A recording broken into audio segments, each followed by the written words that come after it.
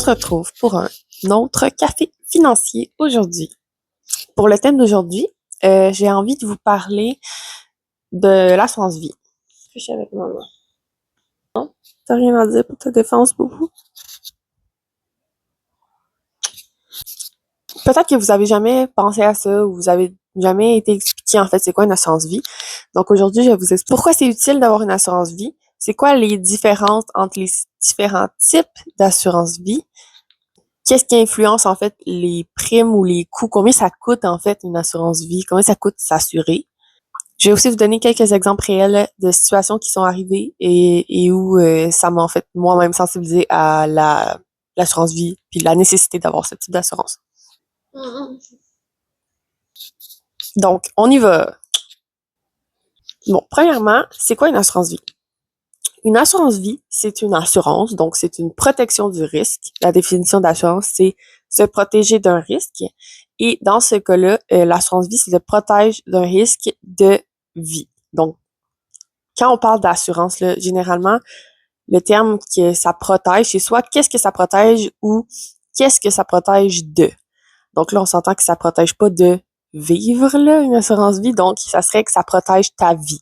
Donc, si jamais tu meurs, t'as plus ta vie, le montant d'assurance va venir donner le montant d'argent que tu avais décidé pour un peu comme compenser la perte de ta vie. Évidemment, il ne va pas te le donner à toi puisque tu es décédé. Donc, l'assurance vie, ça sert à protéger ton entourage, ta famille, pas laisser personne dans le besoin, payer tes derniers frais funéraires, payer les impôts décès aussi. Donc, c'est un peu l'utilité des assurances vie. Par exemple, si on parle d'un autre type d'assurance comme maladie grave, ben là, dans ce cas-là, ça protège de si jamais tu as une maladie grave, mettons. Après, quand on parle d'assurance vie, il y a deux grandes catégories, disons. Donc, il y a l'assurance vie temporaire et l'assurance vie permanente. La meilleure comparaison que je trouve pour expliquer ça de façon vulgarisée, c'est de le comparer avec un loyer. Le hold-on, OK? Dans le fond, une assurance temporaire, ça va te protéger contre un risque ou un besoin d'assurance qui est temporaire. Parce que on peut mourir n'importe quand, là. Mais dans le fond, ça va couvrir un besoin qui est temporaire. Qu'est-ce qu'un besoin temporaire? Par exemple, vous achetez une maison, vous avez maintenant une maison, félicitations. Mais vous avez aussi une dette hypothécaire. Donc, si jamais vous décédez, on veut pas laisser à votre famille, mettons à votre conjointe, la responsabilité de payer la dette hypothécaire seule. Donc, d'augmenter son loyer de deux, là, mettons. L'après, vous pouvez dire, ah, mais on va vendre la maison, ça va être correct. En ce moment, ça se passe très bien sur le marché financier là, des maisons, là, tout se vend vite, etc. Mais il y a quand même un moment de transition là, où vous allez continuer à devoir payer quand même l'hypothèque du montant total. Là. Et donc, mais par contre, un jour, si vous gardez la maison pour toujours, vous allez finir de la payer, la maison, là, dans 25-30 ans. Là. Donc, la dette associée à la maison, la dette hypothécaire, elle va être payée. Donc, le besoin de protéger cette dette-là ne sera plus existant puisque la dette n'existera plus. Donc, ce type de protection-là, c'est vraiment moins cher, c'est la moins dispendieuse, disons, puisqu'elle protège un risque qui est temporaire dans le temps, donc pour un moment déterminé là, de temps. Après ça, tu as les assurances vie permanentes.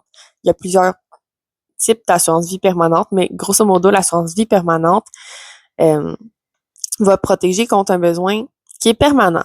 Par exemple, payer vos frais funéraires, qui sont quand même plusieurs milliers de dollars aujourd'hui et dont l'inflation est très élevée sur ce type de dépenses-là, plus que l'inflation régulière. Donc ça peut être un exemple de besoin d'assurance permanent. Puis les autres besoins d'assurance permanent, ça va être si vous voulez léguer des sommes d'argent à travers une police d'assurance vie. Donc si vous voulez léguer de l'argent à votre famille, vous n'êtes pas obligé d'accumuler cet argent-là puis de lui léguer à la fin. Vous pouvez vivre avec votre argent, là, comme profiter de la vie, puis payer une assurance vie qui, elle, va payer vos héritiers. Donc, comme ça, vous profitez des sous que vous avez fait dans votre vie. Vous privez pas, mais vous permettez en fait à vos héritiers d'avoir des sous. Donc, le montant va être versé par l'assurance vie. Un autre type de protection qu'on va avoir avec des protections permanentes, ça va être tout ce qui est besoin successoral. Donc, ça, c'est un peu plus complexe à expliquer, mais grosso modo, si vous avez des biens qui sont imposables, donc si vous possédez par exemple un chalet, une entreprise, ce type de choses-là, à votre décès, il va y avoir des impôts à payer là-dessus par votre succession. Donc, ça peut être l'assurance permanente peut venir pallier à ça.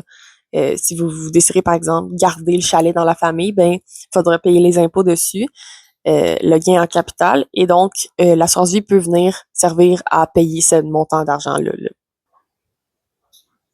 Comment on les compare les deux ensemble souvent de façon vulgarisée, c'est comme un loyer et une hypothèque. Donc, une assurance temporaire, souvent, on va le comparer avec un loyer. Le prix d'un loyer est relativement abordable.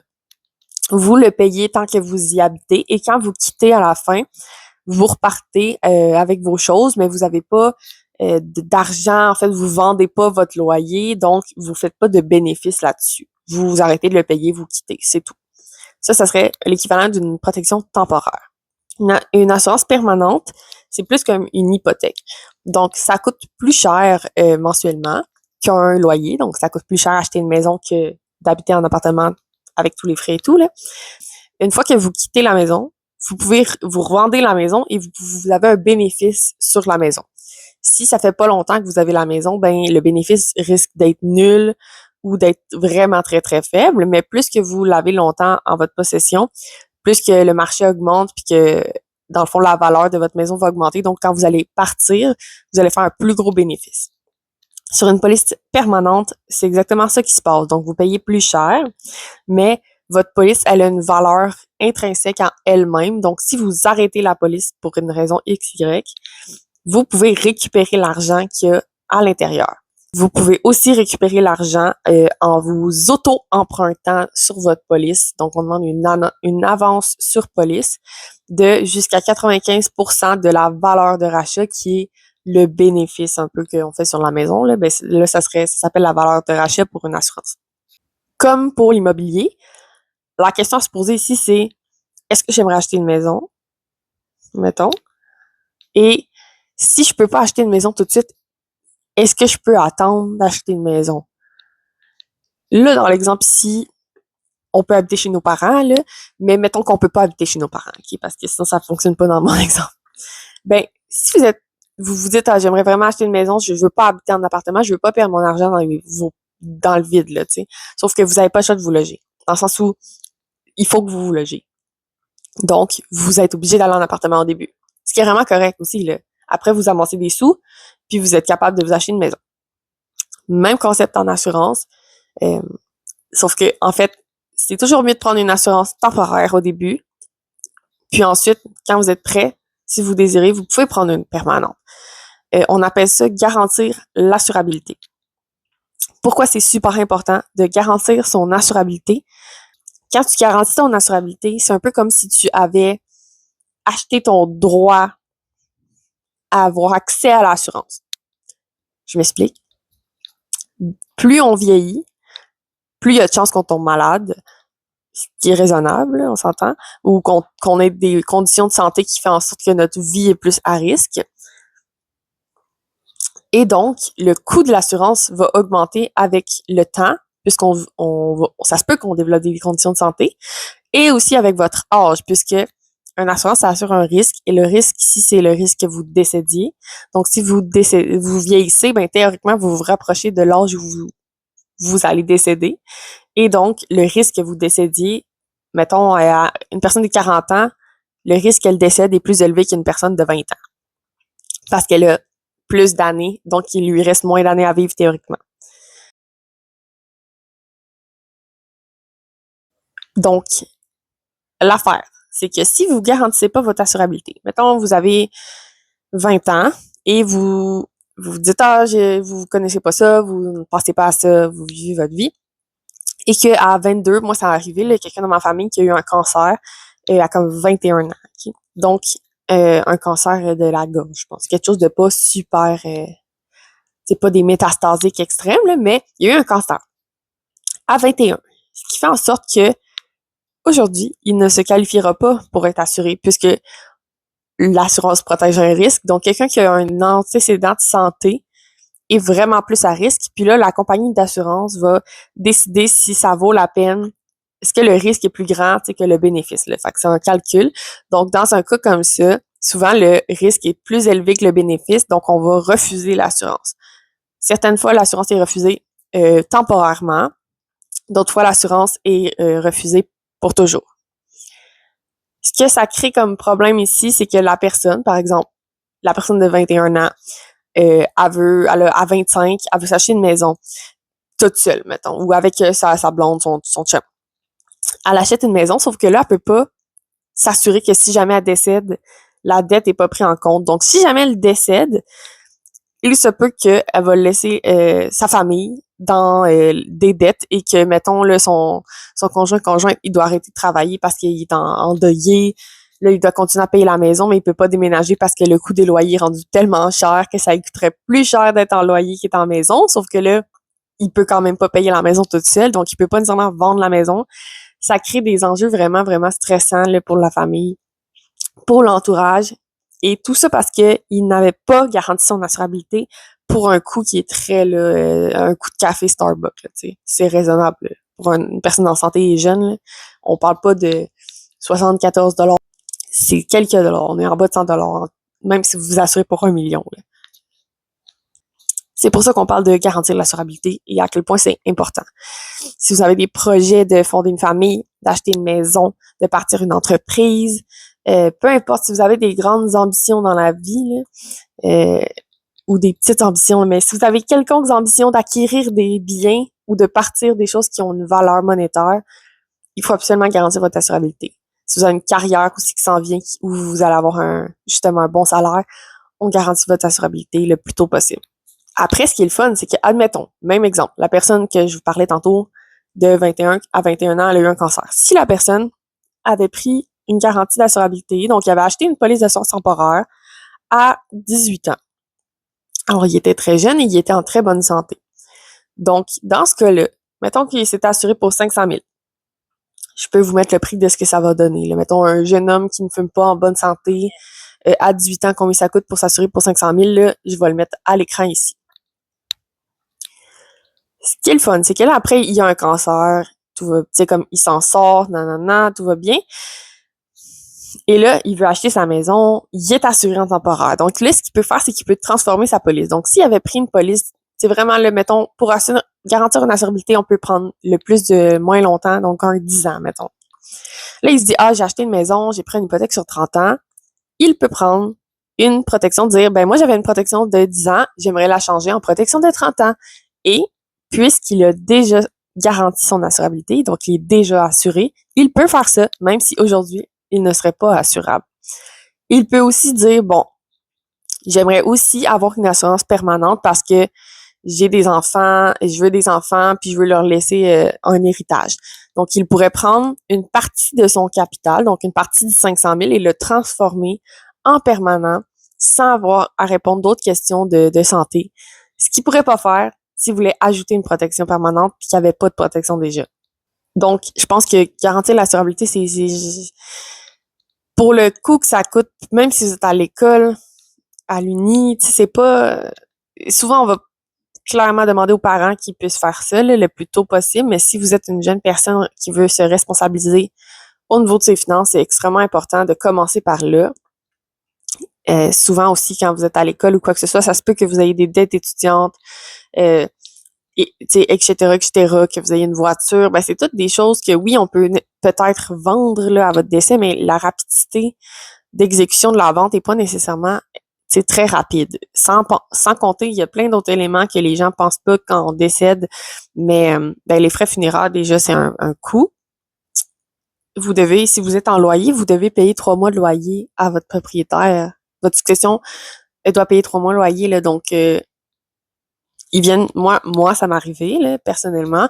Quand ma mère est décédée, mon propriétaire il est venu cogner chez nous pour demander 3 mois de loyer le lendemain de son décès. Donc, et tu sais, en plus, dans ce temps-là, les loyers étaient pas aussi chers qu'aujourd'hui, mais je veux dire, aujourd'hui, on parle de quand même plusieurs milliers de dollars plus vos frais funéraires. Donc, on est, potentiellement qu'on est au moins à 20 000 juste pour vous, que vous décédez. Et ça, même si vous n'avez pas de dette, là. Donc, sans avoir de dette, déjà, vous avez un coût de 20 000 potentiellement, là. Ce qui n'est pas rien, quand même. Donc, j'avais vraiment envie de parler de garantie d'assurabilité dans cet épisode-là. On pourrait faire un autre épisode sur le permanent parce que c'est un produit vraiment le fun. Il y a plusieurs différences là-dedans. Dans le permanent, il y a différentes choses qui vont venir. Il y a plusieurs types de produits. Un temporaire, c'est plutôt simple.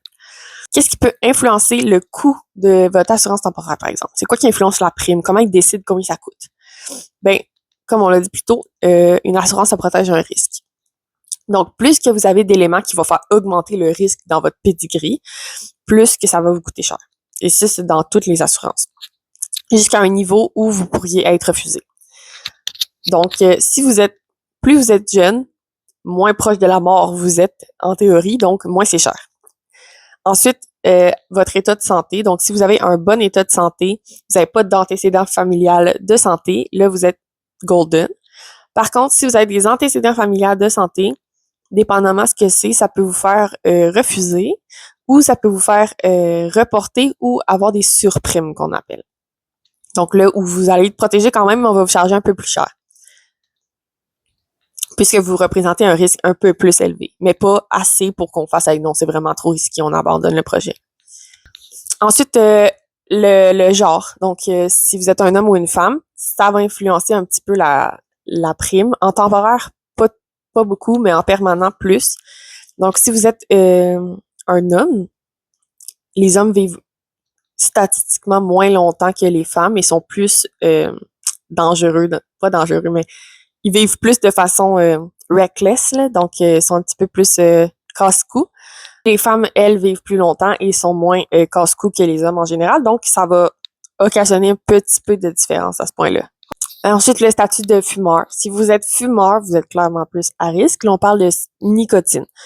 Donc, que ce soit la vapoteuse, la cigarette, les cigares, peu importe la manière que vous consommez la nicotine, ça va faire augmenter votre risque quand même beaucoup. Donc, ça peut, en général, là, souvent, ça va doubler une prime. Dépendamment encore, mais ça, c'est quand même un gros impact. Encore là, ce qui est le fun, par contre, c'est que si jamais vous ne fumiez pas, mettons, vous avez pris une assurance vie à 18 ans, vous fumez pas, puis vous commencez à fumer, ben, dans votre dossier, vous avez comme acquis votre droit d'assurance avant que vous fumiez, donc on vous chargera pas plus parce que on vous demande pas de réviser votre état de santé. Donc, si vous avez pas fumé ou si vous arrêtez de fumer pendant au moins 1 an, vous pouvez avoir une prime de personne qui n'est pas fumeuse. Après ça, d'autres éléments qui vont influencer la prime, il va avoir le poids, c'est comme l'état de santé, mais le poids aussi quand même, l'état de grandeur poids. Donc ça va avoir une influence, ça peut mener à des surprimes plus qu'à des exclusions, je vous dirais, là. Tout ce qui est antécédent de drogue dure. Donc la drogue, la marijuana maintenant c'est illégal, donc c'est légal, donc c'est correct, là. Si vous consommez de temps en temps, ça n'a pas d'effet sur la prime. Par contre, si vous avez consommé des drogues dures, donc n'importe quelle autre drogue qui n'est pas de la nicotine ou de la marijuana, donc du speed, de la coke, de l'héroïne, name it, là, tout ce que vous désirez dans les drogues dures, vous pouvez pas vous assurer pendant 10 ans. De là encore l'importance de prendre l'assurance le plus tôt possible, surtout chez des enfants, en fait, là, si on peut, là, parce que là, ils n'ont pas d'historique là, de ça. Là. Mais oui, ça peut vous barrer 10 ans. Même chose pour qu'est-ce qui est d'un casier judiciaire ou d'avoir été reconnu coupable d'une infraction ou d'avoir comme fait beaucoup d'infractions au code de la route, là, plus qu'un certain nombre. Ça aussi, ça peut vous bloquer de l'assurance pendant un certain temps. Ensuite, tout ce qui est santé mentale, là, des fois, c'est un peu tricky. Moi, surtout, qu'est-ce qui est TSA, là, que je me demandais, parce que moi, j'ai un frère qui est autiste. En fait, le TSA, si c'est très léger, ça va être correct. Par contre, s'il y a d'autres niveaux de TSA qui sont plus lourds, là, donc où la personne va être, dans son dossier médical, ça va être inscrit que c'est plus que léger, elle ne sera pas assurable avec un produit d'assurance traditionnel qu'on appelle. Donc, il va falloir l'assurer avec un autre type de produit d'assurance là, qui est plus dispendieux puisque le risque est plus élevé, en théorie. OK, maintenant, j'ai envie de vous donner un exemple. Des exemples concrets. Donc, le premier exemple concret que je vais vous donner, c'est l'exemple concret de ma mère. Donc, moi, ma mère est décédée quand j'avais 19 ans. Et j'habitais avec ma mère et mon frère autiste, on le rappelle. Et ma mère, elle était réceptionniste dans un hôtel. Donc, elle n'avait pas un gros salaire et elle n'avait peu ou pas d'assurance vie, sauf avec son emploi. Des fois, les gens vont dire ça aussi, ah, j'ai une assurance avec mon emploi. Quand on va le calculer, nous, en tant que conseiller, là, on va le calculer comme un bonus. Et je vais vous expliquer pourquoi. Ma mère, elle avait une assurance collective de 35 000 $. Vous allez dire, ah, ben, ça paye ses frais funéraires. OK. Oui, ça paye ses frais funéraires. Donc, ce qui est arrivé, c'est que nous, on est deux. Donc, 35 000 $ à deux. Mais là, vous avez oublié les frais funéraires là-dedans. Donc, les frais funéraires, nous, je pense que ça fait quand même quelques années, là, donc les frais funéraires étaient moins chers qu'aujourd'hui. Mais c'était comme, admettons qu'on met un chiffron de 10 000, OK? Donc, 10 000 $. Fait que là, on fait 35 000 moins 10 000 $, ça fait 25 000 $ qui restent.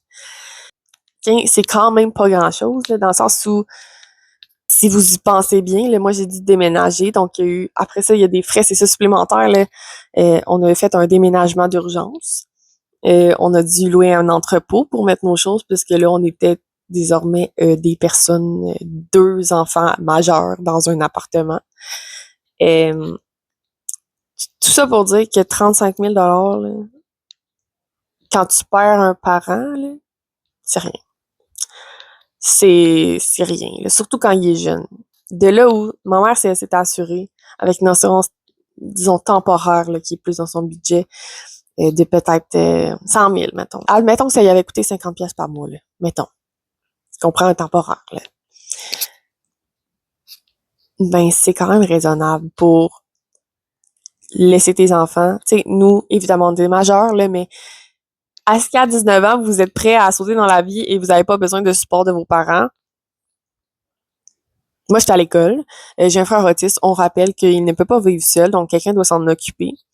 Là, évidemment, j'ai un père, là, je suis chanceuse, mais mon père, dans le sens, il n'est pas non plus millionnaire, là. Fait que c'est juste que ça fait beaucoup, beaucoup de stress à gérer. Puis moi, par rapport à ça, je pense que après ça, j'ai dû dépenser depuis, là, plus que 15 000 $ que j'ai reçus juste en frais psychologiques. Fait que, comme je vous dis, vous savez, les psychologues, comment c'est dur à trouver, comment ça coûte cher. Ici, c'est extrêmement important, là. Je sais pas comment rajouter le fait, tu perds quelqu'un, c'est extrêmement difficile, mais en plus, non seulement ma mère avait des dettes aussi, là, donc attachez votre sucre, là, à payer, là, mais fait que vous devez payer ses dettes, vous devez vivre avec la souffrance de perdre un proche comme ça, et vous repartez chez vous avec pas d'argent puis pas de support parce que vous avez plus votre parent. Comme moi, là, tu sais, des gens qui ils retournent chez leurs parents pour faire leur lavage, leur mère leur fait des repas. C'est tous des petits éléments que vous allez pas avoir. Donc, en plus de la lourdeur d'avoir perdu quelqu'un, vous avez aucune compensation monétaire de ça. Moi, je trouve ça terrible, là. J'ai vraiment trouvé ça terrible, puis je trouve que personne mérite de vivre ça, là. Tu sais, je veux dire, au moins, si on perd quelqu'un, s'il vous plaît, peut-on, genre, avoir une compensation quelconque pour toutes nos souffrances, là? Ça serait fun, me semble. Autre chose, j'ai quelqu'un d'autre dans mon entourage qui est une petite famille, belle petite famille, en bas de, tu sais, comme 30 ans, un bébé d'1 an. Le monsieur super bonne santé, il fait du vélo, s'est fait frapper dans une sortie de vélo sur le midi par un genre de, je pense par un gros 10 roues, quelque chose comme ça. Il est mort sur le coup. Et il laisse son enfant et sa femme, son enfant de 1 an.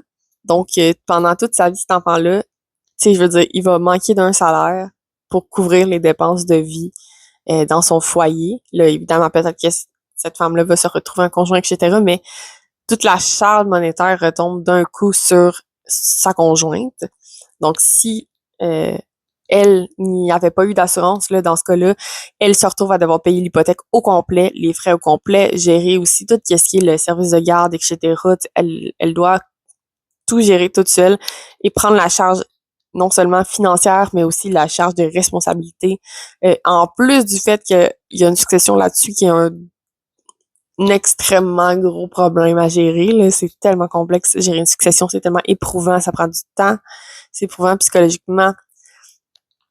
Fait que c'est des cas concrets où une assurance vie, là, à quelques dollars, quelques dizaines de dollars par mois peut avoir fait une immense différence, là, dans cette vie-là. Donc, je sais pas comment plus vous convaincre de vous garantir en assurabilité parce que on veut pas limiter nos projets non plus, là. Puis notre famille, on veut pas laisser personne dans le trouble. Puis si on peut les aider au minimum monétairement, tu sais, pour les aider à payer nos frais, payer des frais pour les aider psychologiquement, leur donner un coup de pouce dans la vie qu'on peut pas faire parce qu'on n'est plus là, ben je trouve que c'est quand même, tu sais, je veux dire, ça sera jamais comme être là et supporter la personne, donner des conseils, donner ton temps, mais si au moins on peut faire une compensation monétaire, c'est la moindre des choses. J'espère que vous avez apprécié cet épisode du café financier. Je vais faire un autre épisode sur le permanent une autre fois parce que là, ça va déborder pour toujours, puis ça va être plus le fun à regarder pour vous. Mais sinon, je vais vous souhaiter une bonne journée. Et puis, si jamais vous avez des questions, n'hésitez pas. Si vous voulez d'autres conseils sur l'assurance, les finances, la sécurité financière, n'hésitez pas à me suivre sur mes différents réseaux. Puis sinon, on se retrouve pour un prochain épisode.